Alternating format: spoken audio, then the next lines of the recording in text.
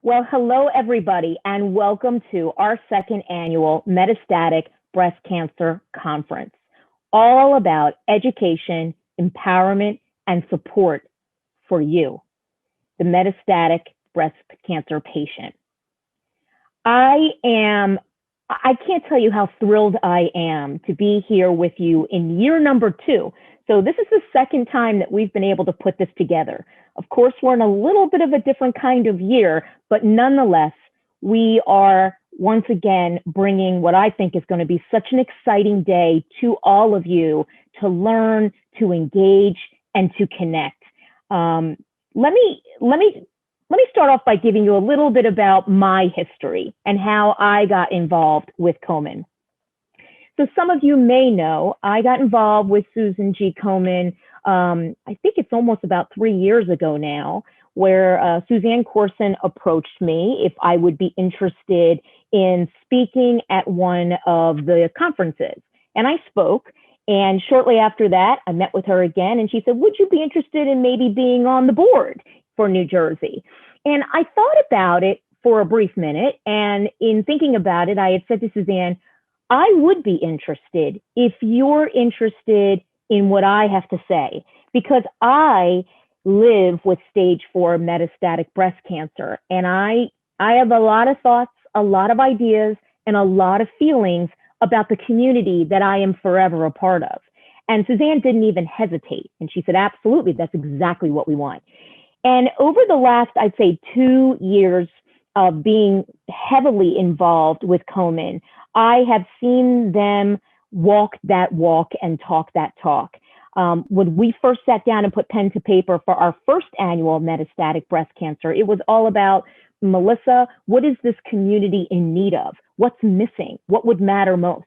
And for those of you here joining me today, you know that one of the most important things to us as a community is that we are heard and we are not forgotten, because we're living and we will continue to live with this disease. And we want to stay educated. We want to feel support. We want to be able to know we have a voice and where do we best put our voice. And then finally, what was most important for me also is I wanted to connect more personally with more of you. I know there is so many of us. There are so many stage 4 metastatic breast cancer patients out there living with disease, but we don't necessarily have a way to come together, to meet, to share our stories, to share in each other's strengths, and to build each other up. And this is yet, I think, just a fantastic way to be able to do that. Why is it so important that we do come together? Well, look, I'm not saying anything new to you guys. Breast cancer, metastatic breast cancer, it's expected to kill more than 42,000 people in the US this year alone. I mean, just think about that. That is an enormous number.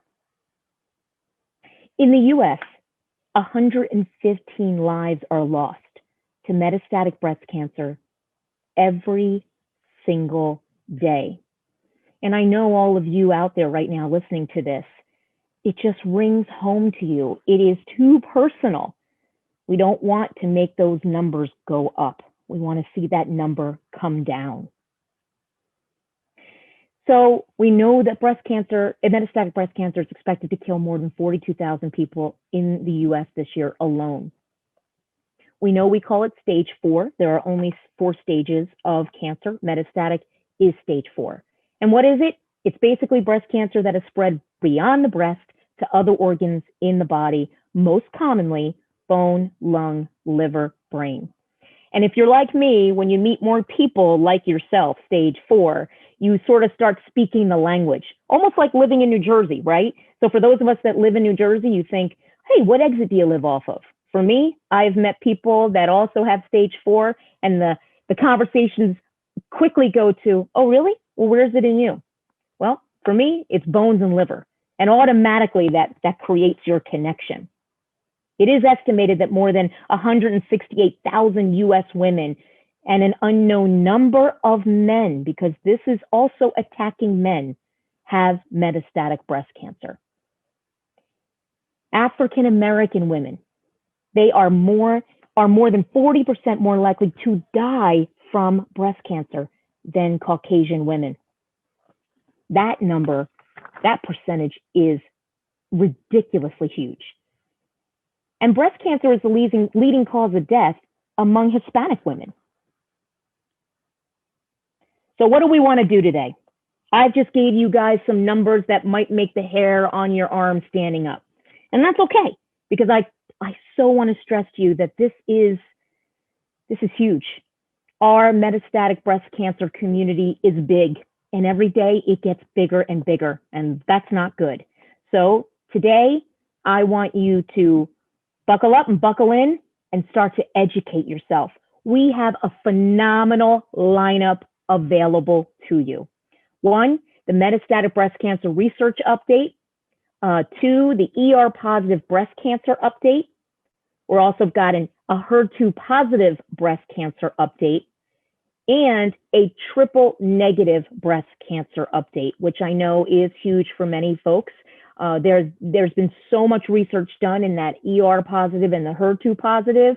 And now in the last couple of years, we've seen triple negative research coming up to the table as well, which is phenomenal. You're also going to hear a little bit about Pilates, pink ribbon Pilates. It is so important that we continue to move our bodies, eat right, and understand the health of how we feel every day, more so than maybe someone else that's healthy, because every little thing of how we feel matters in our disease. Also, Walgreens Feel More Like You program. We also have the patient panel discussion with some phenomenal patients sharing their personal stories. And then after the afternoon break, a genetic testing update, which I think is going to be phenomenal. I can't wait to log in and listen to that one. Breast reconstruction, addressing the issues and the options. This is huge because there are so many options for us around reconstruction. And let's not forget, one of the options is maybe not even doing that at all, which is okay. It's such a personal choice. And then lastly, cancer rehabilitation and metastatic breast cancer, optimizing function and quality of life. So of course, throughout the day, there will be breaks and there will be a lunch break, but I got to tell you, this is a chock full day. I hope you have a notebook and a pen, and I hope you've got some water next to you. I've got mine ready, or maybe a cup of coffee to dig in and to, I hope, be energized and learn something, a couple of things that you haven't already known. Now, let me also thank our amazing sponsors. We couldn't do this. I mean, it's one thing for us to think about what do we need in terms of putting together a metastatic breast cancer conference, but then it's another thing to be able to pull it off. And I have to tell you, these sponsors kick ass. We couldn't do it without you guys. So you see all the sponsors here on the screen. 1,000,001 thank yous to all of them. And here are some more amazing sponsors, pink sponsors.